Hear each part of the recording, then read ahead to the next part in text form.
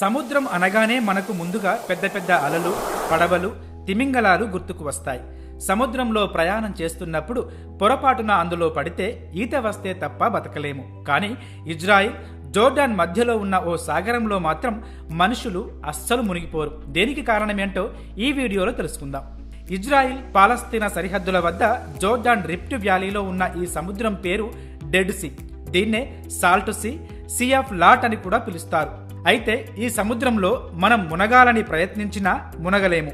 ఇక్కడ నీటిలో తేలుతూ హాయిగా గడపొచ్చు.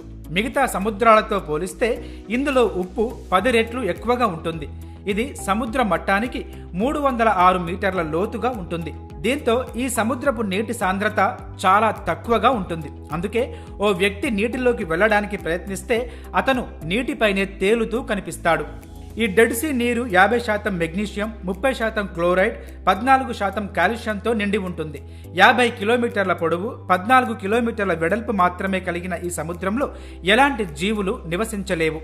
అందులో ఉండే అధిక ఉప్పు శాతం వల్ల అక్కడ చిన్న చేప సైతం బతకలేదు. అందుకే